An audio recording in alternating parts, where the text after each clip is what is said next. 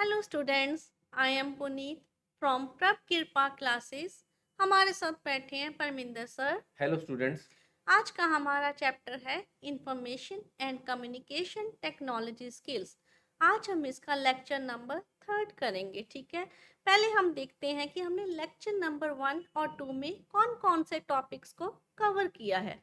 Lecture number 1 में हमने किया था meaning of ICT, what is computer hardware and software, basic functions performed when a computer starts, login, log out, shutting down a computer, computer keyboard, function keys, control key, enter key, punctuation keys, navigation keys, command keys, windows key, computer mouse and functions performed by mouse.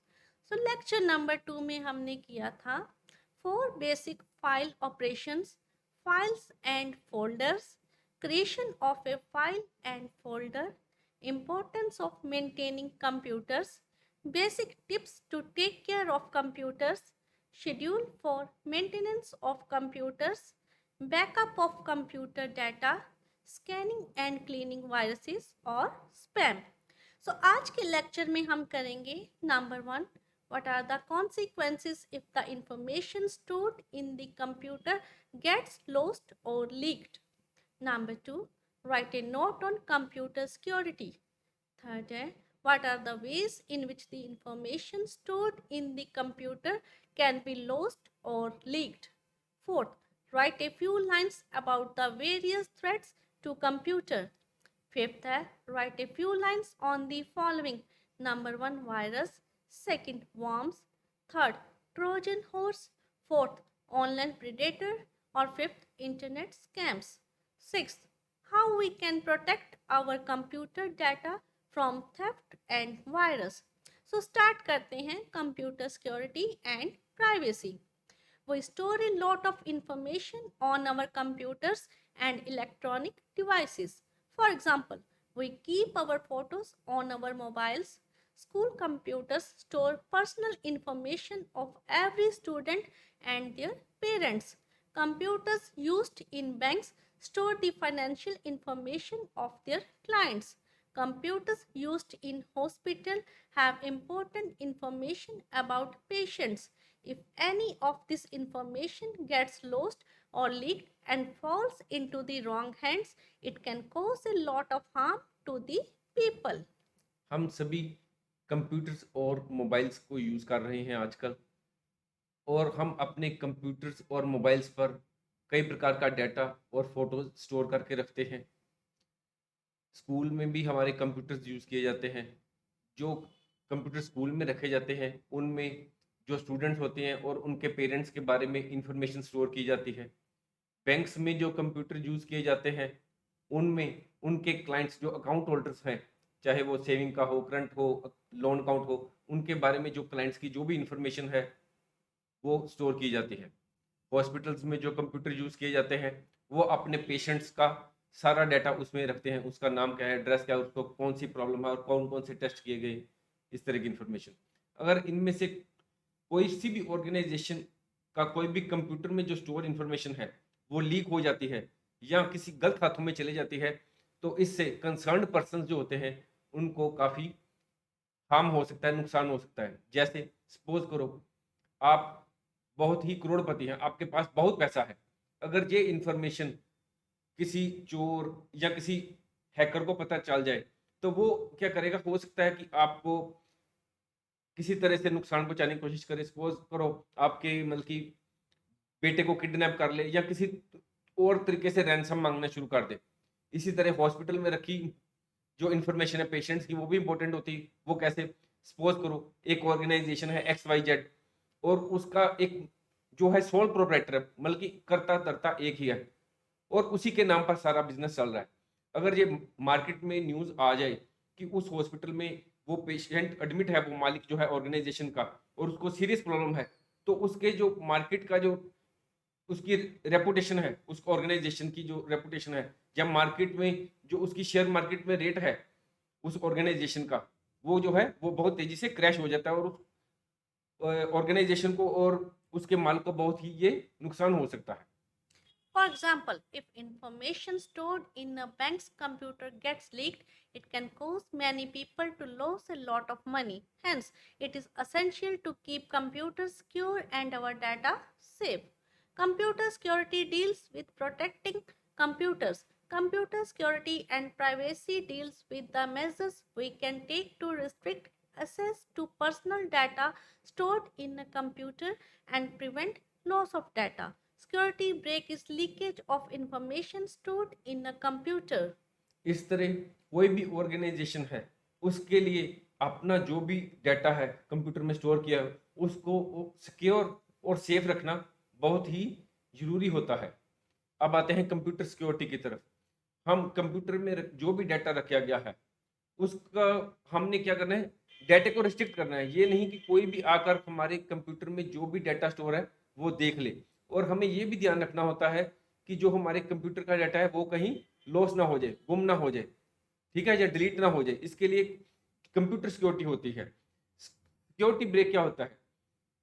Security break का मतलब होता है कि हमारे computer में जो भी information store हुई है वह किसी प्रकार से बाहर लीक ना हो जाए या लॉस ना हो जाए। Personal information can be lost or leaked in two ways. Number one, some persons are not careful in giving out personal information over the internet. For example, we share our account details and password on unsecure sites. Number two, a person gets unauthorized access to our computer. This can happen in the office if we leave our computer without logging out. Hacker may also use his or her abilities to gain unauthorized access to systems or networks in order to commit crimes. हमारी जो personal information computer में store है वह दो तरीके से lost हो सकती है या लीक हो सकती है। एक पहला है कि कई लोग जो कंप्यूटर में हम आमतौर पर ऑनलाइन शॉपिंग करते हैं या फेसबुक यूज़ करते हैं या व्हाट्सएप करते हैं, हम वहाँ पर जाकर ना अपने बारे में ज़्यादा से ज़्यादा इंफॉर्मेशन अगर देनी शुरू कर दें तो ये जो इंफॉर्मेशन है हमारी जो है जो मिसयूज़ हो सकती है। ठीक है, जैसे हम आप आजकल ऑनलाइन शॉपिंग कर रहे हैं और हमको ये नहीं पता कि सिक्योर साइट कौन सी है। ठीक है, हम अनसिक्योर साइट पर जाते हैं, वहाँ पर ऑनलाइन शॉपिंग करने के लिए अपना क्रेडिट कार्ड यूज़ करते हैं या इंटरनेट बैंकिंग को यूज़ करते हैं। तो वहाँ पर हम पासवर्ड पहले यूज़र नेम भी डालते हैं, फिर पासवर्ड डालते हैं और ऑनलाइन शॉपिंग कर लेते हैं। पर वह साइट थी अनसिक्योर। वो बाद में क्या करेंगे, आपकी ये जो अकाउंट की इन्फॉर्मेशन है, उसको यूज़ करके आपके जो अकाउंट्स हैं, उनमें से पैसा निकाल लेते हैं। दूसरा तरीका क्या है इन्फॉर्मेशन लीक होने का, ये वो है हैकर्स। हैकर जो होते हैं वो ये कंप्यूटर के बारे में उनको बहुत ही ज़्यादा नॉलेज होती है, ठीक है? वो उससे क्या करते हैं, जो दूसरे लोगों के कंप्यूटर को हैक कर लेते हैं। दूसरा और एक और ऑप्शन है कि अगर हम ऑफिस में बैठे हैं और हमने कंप्यूटर को लॉग इन किया हुआ है, हम कंप्यूटर पर काम कर रहे हैं, हमें कोई काम याद आया, हम उठकर सीट से चले गए और हमारे साथ में कोई और कंप्यूटर में हमारे ऑफिस का ही कोई पर्सन है साथी या कोई और कोई व्यक्ति जहाँ उधर से गुजर रहा है, ऑफिस में बैठा है कहीं, वो कंप्यूटर में अगर यूज करके आपके ईमेल से कोई किसी को बाहर ईमेल भेजना शुरू कर दे या कुछ और भी कंप्यूटर पर आपको डिलीट कर दे या कुछ और इसी तरह का काम करे, तो इससे क्या होगा, आपकी कंप्यूटर की इंफॉर्मेशन हो सकता है लीक हो जाए या लॉस्ट भी हो सकती है। Threats to computer. Threats are the ways in which personal information can be leaked from a computer without our knowing. A. Theft. Theft means stealing of information or hardware. These may be of three types. Physical, where a person may steal your desktop computer or laptop. अब हम बात करते हैं threats to computer. हमारे computer को कौन कौन से थ्रेट्स होते हैं। सबसे पहला है थेफ्ट। अगर हम कोई चोर थीफ आकर हमारे कंप्यूटर के सिस्टम को ही उठाकर ले जाए, सपोज करो हमने शॉप रात को बंद की, उसमें कंप्यूटर सिस्टम रखा हुआ था, उसने शटर तोड़कर कंप्यूटर उठाकर ले गया, तो ये क्या हो गया, physical theft of computer system. Identity, where a hacker assumes your identity and steals your personal information. Using this false identity, the hacker can gain access to your account information or perform illegal activity. Software piracy. This is stealing of software and includes using or distributing unlicensed and unauthorized copies of a computer program or software. Identity, hacker क्या करते हैं, वो आपके computer को hack करके वो आपकी identity अपने आप पे ले लेते हैं, यानी कि वो शो करते हैं कि आप हैं, पर असल में वो हैकर होते हैं और आपके कंप्यूटर को हैक करके आपके कंप्यूटर में जाकर आपके बारे में जो भी अकाउंट इन्फॉर्मेशन उसको असेस करके इलीगल एक्टिविटी परफॉर्म करते हैं। सपोज करो आपके कंप्यूटर को असेस मिल गई, आपके ईमेल अकाउंट से वे आपके दोस्तों और दूसरे लोगों को जो है ईमेल भेजनी शुरू कर देंगे और जहाँ आपके जो अकाउंट्स हैं, बैंक अकाउंट्स हैं, उनमें से पैसे विड्रा कर लेंगे। नेक्स्ट पॉइंट है सॉफ्टवेयर पायरेसी। ये क्या होता है? सॉफ्टवेयर को चोरी करना। और इसका एक और है, इसमें और भी क्या आता है सॉफ्टवेयर पायरेसी में, कि अनलाइसेंस्ड अनऑथराइज्ड कॉपीज होती हैं कंप्यूटर प्रोग्राम की, उनको यूज करना या डिस्ट्रीब्यूट करना। B. Virus. Viruses are computer programs that can steal passwords or data, damage the software programs, corrupting files, spamming your email contacts, etc. Viruses can be spread through email and text message attachments, internet file downloads, social media scam links. Computer viruses cause billions of dollars worth of economic damage every year. C. Worms. A computer worm is a malicious piece of software. It usually does not target files on an individual computer. Instead, it takes on entire network of computers in an attempt to create large botnets. Computer के viruses के कारण आजकल सारे world में हर साल करोड़ों dollars का नुकसान हो रहा है। वायरसेस क्या होते हैं? ये कंप्यूटर के प्रोग्राम्स होते हैं जो हमारे कंप्यूटर के जो पासवर्ड हैं, उनमें जो डाटा पड़ा है उनको स्टील कर लेते हैं या उनको डैमेज कर देते हैं, या हमारे सॉफ्टवेयर प्रोग्राम जो कंप्यूटर के हैं उनको डैमेज कर देते हैं। हमारे कंप्यूटर के अंदर रखी जो फाइल्स हैं, डाटा है, उसको करप्ट कर देते हैं। ये वायरसेस कैसे स्प्रेड होते हैं? ये स्प्रेड होते हैं ईमेल अटैचमेंट से, टेक्स्ट मैसेज अटैचमेंट से, जब हम इंटरनेट से कोई फाइल डाउनलोड करते हैं, या सोशल मीडिया व्हाट्सएप हो या फेसबुक पर कोई लिंक आया हुआ है, आप उसको क्लिक कर देते हैं, आपको पता नहीं ये लिंक क्या है, इससे ये कंप्यूटर के वायरस स्प्रेड होते हैं। अब आगे वॉर्म्स। कंप्यूटर वॉर्म्स क्या होते हैं? ये मिलिशियस सॉफ्टवेयर होता है। ये किसी इंडिविजुअल, आमतौर पर ये किसी इंडिविजुअल कंप्यूटर को टारगेट नहीं करते। ये जो होते हैं, ये नेटवर्क ऑफ कंप्यूटर्स को अटैक करते हैं to create large botnets. Botnets क्या होता है? कि नेटवर्क ऑफ कंप्यूटर्स जिनका की कंट्रोल जो है हैकर्स ले लेते हैं और मिलिशियस तौर से, बल्कि मिलिशियस सॉफ्टवेयर के थ्रू वो उसका नेटवर्क का कंप्यूटर का अपने पास कंट्रोल ले लेते हैं और अब एक्टिविटीज परफॉर्म करते हैं अपनी, जो भी उन्होंने करनी होती है हैकिंग के बारे में। There are well over a million computer worms in the world, each designed for a specific purpose. Some common types of worms are internet worms, email worms, file sharing worms, and instant messaging worms. T. Trojan horse. A Trojan horse is a type of malware that appears to be a useful software program but is in fact malicious. Once it reaches a computer, it starts behaving like a virus and destroying data. The most popular tactic for spreading Trojan horses is through seemingly unthreatening emails and email attachments.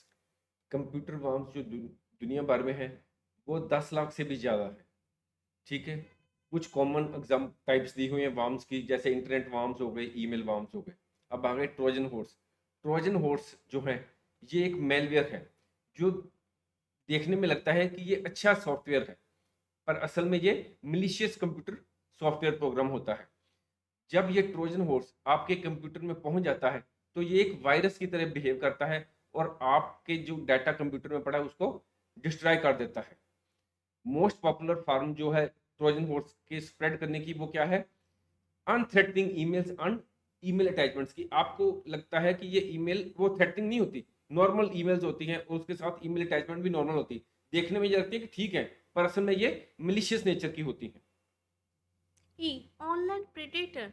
In the modern age of social networking, cyber shopping, and online banking, consumers should be cautious of the online predator. Online predators can have fake pictures and video that convince your child that they are a kid too. They learn everything they can about your child from social media. Kids innocently post personal and identifying information. Online predators join online gaming chat sites and popular apps that kids use. The online predator is a criminal who uses the internet to steal personal information or search for victims. Crimes that involve online predators include identity theft, stalking, kidnapping, and child sex abuse. आजकल के world में हम online shopping बहुत कर रहे हैं, online banking करते हैं, ऑनलाइन इंश्योरेंस खरीदते हैं, या सोशल नेटवर्किंग पर भी हम बहुत एक्टिव रहते हैं, व्हाट्सएप बहुत यूज़ करते हैं, फेसबुक यूज़ करते हैं। आज के इस युग में इसलिए ये ज़रूरी हो जाता है कि हम ऑनलाइन प्रीडेटर से काशियत रहें। ऑनलाइन प्रीडेटर कौन होते हैं? ये क्रिमिनल होता है जो कि इंटरनेट पर जाकर आपकी पर्सनल इंफॉर्मेशन को स्टील करते हैं, चोरी करते हैं, या अपने विक्टिम्स को सर्च करते हैं। और जो वो क्राइम्स करते हैं उनमें क्या आता है? Identity theft, stalking, kidnapping, child sex abuse. वो क्या करते हैं? इंटरनेट पर अपनी फेक पिक्चर्स लगा देते हैं और वीडियोस ऐसे डालते हैं कि वो ऐसा शो करते हैं कि वो भी एक छोटे से बच्चे ही हैं। वो आपके बारे में, जो आपके बच्चे हैं उनके बारे में सोशल मीडिया पर जाकर ज़्यादा से ज़्यादा सर्च करेंगे और उनके बारे में इंफॉर्मेशन कलेक्ट करेंगे। छोटे बच्चे क्या करते हैं? व्हाट्सएप पर या फेसबुक पर अपने बारे में इंफॉर्मेशन डालने में उन्हें कोई झिझक नहीं होती। उन्हें पता ही नहीं होता कि ये जो इंफॉर्मेशन जो भी वो कंप्यूटर पर डाल रहे हैं, वो उनके बारे में मिसयूज़ भी हो सकती है। जो ऑनलाइन प्रेडेटर होते हैं, वो बच्चों की तरह बिहेव करके ऑनलाइन गेमिंग भी करते हैं, बच्चों के साथ चैट साइट्स पर जाकर बातें भी करते हैं और पॉपुलर ऐप्स जो भी बच्चे यूज़ करते हैं, उनको भी ये यूज़ करते हैं। Yeah, internet scams. Sometimes you may receive very attractive offers saying you have won a huge money in a lottery and that you can claim the prize by depositing a certain amount of money. When you deposit the money using credit card or online banking, you not only lose the deposit money but your card or account information may be misused later. आपने कई बार देखा होगा, जब आप सुबह उठते हैं या दिन में कहीं भी, तो आपके मोबाइल पर कोई मैसेज आया होता है, एसएमएस, कि आपकी लॉटरी लगी है और आप इतने पैसे जमा करवा दें। हो सकता है जहाँ आपको कोई ईमेल आए उसमें भी ऐसा ही लिखा हो। कई लोग उनकी बातों में आ जाते हैं और पैसे जमा करवा देते हैं। जो भी उन्होंने अकाउंट बोला होता है, वो अकाउंट जमा करवाने के लिए क्या करते हैं? क्रेडिट कार्ड का यूज़ करते हैं या ऑनलाइन बैंकिंग के थ्रू आपको पैसे जमा करवाने होते हैं। जब आप क्रेडिट कार्ड के थ्रू या ऑनलाइन बैंकिंग के थ्रू उस साइट पर जाकर आप पैसे जमा करवा देते हैं, तो ना सिर्फ आपकी डिपॉजिट मनी लूज़ होती है, बल्कि वो आपके यूज़र नेम और पासवर्ड के थ्रू जो आपने क्रेडिट कार्ड को यूज़ करते समय या ऑनलाइन बैंकिंग के समय यूज़ किया था, उसको यूज़ करके आपके जो अकाउंट हैं, उनको उनमें से सारा पैसा विथड्रॉ करके ट्रांसफ़र कहीं और कर लेते हैं। Protecting your data. To protect our data from theft and viruses, we can take the following measures. A. Use passwords to log in to your computer. Use passwords that are difficult to guess. Passwords are difficult to hack if they are a mix of small and capital letters, numbers, and special characters. This would prevent unauthorized people from using your computer. हमें अपने computer में जो data रखा है, उसको protect करने के लिए कई मेजर्स लेने चाहिए। जैसे हमारा पासवर्ड जो हम कंप्यूटर के लिए रख रहे हैं, लॉगिन करने के लिए जो भी पासवर्ड रखते हैं, वो बहुत ही स्ट्रॉन्ग होना चाहिए। अगर हम सपोज़ करो, हम पासवर्ड लगा लेते हैं,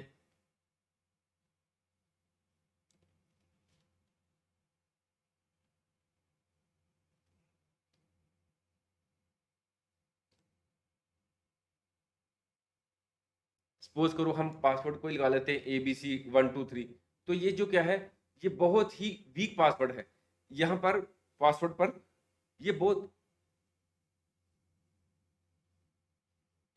ये पासवर्ड बहुत ही वीक पासवर्ड है। अगर हम इसी पासवर्ड की बजाय अगर हम रखें, ए स्मॉल में रखें, बी कैपिटल में रख लें, सी स्मॉल में रखें और फिर एट द रेट लिख दें, या कोई स्पेशल साइन जो होते हैं, हैशटैग, ये वो परसेंटेज वाले, इससे क्या होगा, आपका पासवर्ड जो है वो स्ट्रॉन्ग हो जाएगा और जो हैकर्स हैं या कोई भी अगर आपके कंप्यूटर को बाहर से एक्सेस करने की कोशिश कर रहा है, तो उससे आपका पासवर्ड क्रैक नहीं हो पाता। इसीलिए हमेशा कहते हैं कि पासवर्ड जो आप कंप्यूटर के लिए रख रहे हैं वो बहुत ही स्ट्रांग होना चाहिए और इसमें चारों मिक्स होना चाहिए। किस किस का, एक स्मॉल लेटर होना चाहिए, एक कैपिटल लेटर होना चाहिए, एक नंबर यूज होने चाहिए 8 0 1 2 3 4 ऐसे, और स्पेशल कैरेक्टर भी हमें यूज करना चाहिए। B. Install antivirus and firewall. Antiviruses and firewall monitor the data coming in and out of a computer and prevent viruses from entering. Antiviruses can also detect and clean viruses that may have entered a computer. हमें अपने computers पर antivirus और firewall को use करना चाहिए। इनका क्या useful है, बल्कि इनकी इंपॉर्टेंस क्या है एंटीवायरस और फायरवॉल की? ये जो है कंप्यूटर में आने वाला जो भी डाटा आ रहा है या कंप्यूटर से जा रहा है, इसको मॉनिटर करते हैं और जो कंप्यूटर के वायरस हैं, उनको कंप्यूटर में एंटर करने से रोकता है। अगर आपके कंप्यूटर में पहले ही कोई वायरस है, तो ये जो एंटीवायरस होते हैं, वो उस वायरस को डिटेक्ट करके उसको क्लीन भी कर देते हैं। C. Encrypt data. Encrypting data means concealing data from others and to turn normal plain text data into another form or code so that only authorized persons with access to a secret key, formerly called a decryption key or password, can read it. Currently, encryption is one of the most popular and effective data security methods used by organizations. This is usually done by banks and companies in which important customer information is stored. They can encrypt their entire hard disk using encrypting feature in Windows BitLocker. This would force users to use an decryption password or key before starting the computer, thus preventing unauthorized usage. Computers में जो information store की जाती है, उसके लिए हमें क्या करना चाहिए, उसको इनक्रिप्ट करना चाहिए। इनक्रिप्टिंग डाटा का मीनिंग क्या होता है कि हम डाटे को दूसरों से कंसील करके रखें, बल्कि दूसरों को पता ना लगे कि इस कंप्यूटर में कौन सा डाटा है, और जो भी नॉर्मल या प्लेन डाटा है उसको किसी और फॉर्म में या कोडिंग के रूप में चेंज कर दें, ताकि अगर डाटा ट्रांसमिट भी हो रहा है तो केवल ऑथोराइज्ड पर्सन जिनके पास सिर्फ पासवर्ड हो या सीक्रेट की हो, वही उसको पढ़ सके। सपोज करो हेलो वर्ड, ठीक है, अगर हम हेलो के लिए कोई कोड लिख लेते हैं, सपोज करो एच के लिए कोई जीरो लिख देते हैं या ई के लिए कोई एक्स लिख देते हैं, मतलब कि कोड अलग रूप से, कि जिससे कि वो डाटा पढ़ा ही ना जा सके, वो वही पढ़ सके जिसके पास सीक्रेट की है या पासवर्ड है। ये इंक्रिप्शन इंक्रिप्शन ऑफ डाटा का जो फार्मूला है, जो सिक्योरिटी मेथड है, ये बहुत सी ऑर्गेनाइजेशन हैं वो इसको यूज कर रही हैं। आमतौर पर जो बहुत तकरीबन सभी बैंक्स और जो कंपनीज हैं, वो अपने कंप्यूटर में जो इंफॉर्मेशन स्टोर कर रहे हैं, वो इंक्रिप्शन के रूप में ही कर रहे हैं। D. Secure sites. We should keep details of our credit card or bank account only on secure sites. See in the address bar of the browsers. If the site address starts with https colon double slash and a lock symbol, then it is safe to give your credit card and bank details. हम आज के युग में online shopping बहुत कर रहे हैं, online banking, online insurance, वाली कोई भी चीज़ है वो ऑनलाइन पर जाकर इंटरनेट की बहुत यूसेज कर रहे हैं, ठीक है। आजकल क्या हो रहा है कि आप सपोज करो किसी बैंक की साइट पर जाते हैं, सपोज करो आईसीआईसीआई बैंक की साइट पर जाते हैं, और कई लोग जो होते हैं उन्होंने उसी तरह की लगभग साइट बनाकर वहां पर पेस्ट की होती है, पर उसका एड्रेस जो होता है वो दूसरी साइट से थोड़ा सा अलग होता है। जो सिक्योर साइट होती है ना, वह हमेशा शुरू होती है HTTPS:// और उसके पास एक लॉक का सिंबल भी होता है। अगर आपने किसी भी साइट पर जाना है तो ये दो चीज़ों के बारे में जरूर देखना है। अगर ये दोनों सिंबल वहां पर हैं, HTTPS और लॉक सिंबल भी, तो आपको समझ जाना चाहिए कि ये सिक्योर साइट है। अगर ये दोनों में से कोई भी चीज़ नहीं है, मतलब कि दोनों ही होनी चाहिए, अगर कोई भी नहीं है तो आपको समझ जाना चाहिए कि ये साइट सिक्योर नहीं है। अगर आप उस पर जाकर कुछ भी अपनी शॉपिंग करेंगे या कुछ भी करेंगे, तो वो आपकी क्रेडिट कार्ड की डिटेल, बैंक अकाउंट की डिटेल, पासवर्ड, जो भी यूजर नेम, वो सारा कुछ आपका हैक करके उसको मिस यूज कर लेंगे। इसलिए जब भी हमने कोई भी शॉपिंग शॉपिंग करनी है या कोई बिल पे करने हैं, तो हमने सिर्फ सिक्योर साइट पर जाकर ही उसको यूज करना है। If you like our video, please share and subscribe our channel. Thank you. Thank you.